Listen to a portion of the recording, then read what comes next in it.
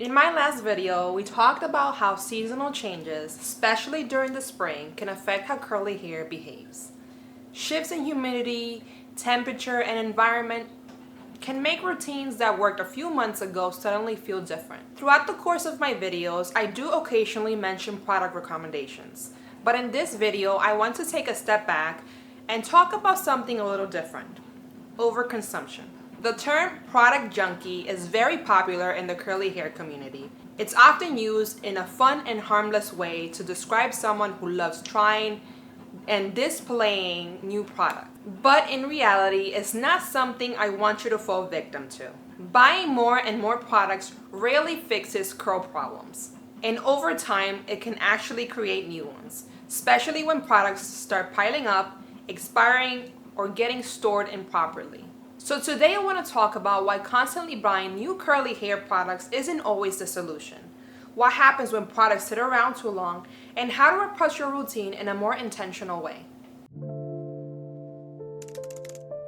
One of the biggest traps in curly hair care is the idea that if your curls aren't behaving, the solution must be a new product. A new cream, a new gel, a new leave-in, or the latest formula everyone is recommending online. But in many cases, buying more products doesn't actually solve the problem. If you watch a lot of product reviews online, you may sometimes see creators standing in front of shelves of unopened products or products they've only used once or sparingly. Visually, it can look appealing, even a little satisfying from an aesthetic perspective. But realistically, that level of product accumulation isn't very practical or sustainable for most people. It's easy to fall into what the curly hair community often calls product junkie culture. You try something new, it works for a while, and when your curls start behaving differently, it's easy to assume the product stopped working. So you move on to the next one. Over time, this cycle can lead to cabinets full of partially used products.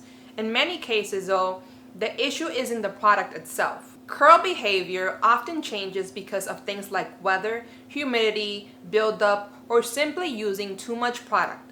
Topics I've discussed on this channel before. When those factors aren't addressed, switching products repeatedly doesn't really fix the underlying problem. Another important factor to consider is product expiration. Hair products do not last forever. Most styling products, conditioners, and creams have a shelf life of roughly 12 to 24 months after opening, depending on the formula and preservatives used. If you're not sure how long a product lasts, you can usually find this information on the packaging. Many cosmetic and hair care products include what's called a PAO symbol. This looks like a small open jar with a number inside it, such as 12M or 24M. This indicates how many months the product is considered stable after it has been opened.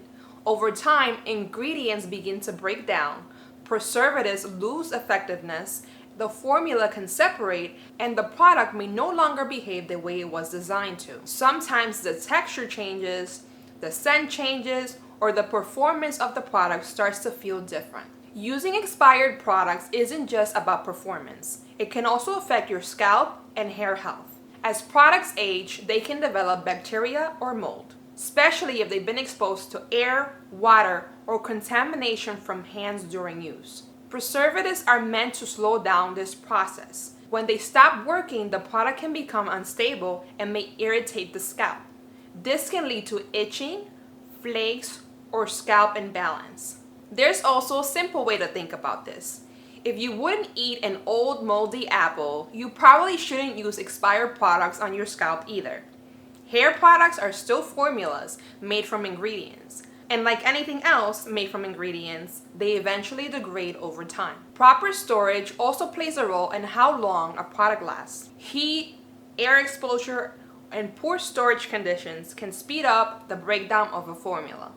For example, leaving products in a hot car, storing them near heat sources, or leaving bottles open can damage the formulation and reduce the effectiveness of preservatives. Even something simple like leaving a jar open in a humid bathroom can introduce moisture and bacteria that shorten the life of the product.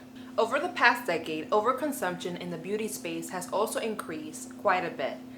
Part of that is due to the rise of celebrity brands. It sometimes feels like every celebrity now has some type of product attached to their name. Whether it's skincare, makeup, or hair care, if it's someone you like or follow, it can be easy to justify buying the product just to try it. And there's nothing inherently wrong with experimenting once in a while, but it's worth remembering a simple rule I often come back to. If it ain't broke, don't fix it. Many people already have routines that work for their hair, but constant exposure to new launches and recommendations can make it feel like you need to keep adding something new. In reality, curls usually don't need a cabinet full of products. In many cases, a simple routine with a few well-chosen products works better than constantly switching and layering multiple formulas. Instead of focusing on buying more products, it's often more helpful to focus on understanding your hair.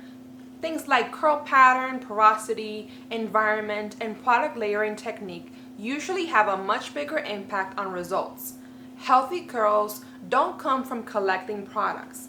They come from understanding how your hair behaves and using products intentionally. If your routine isn't working, it can help to pause before buying something new. Sometimes the adjustment is as simple as changing how much product you use, adjusting for the season, or clearing out products that have been sitting around for too long. If you want to learn more, you can check out my blog where I share more detailed polls, not just on curly hair routines, but also on how to approach product choices more intentionally.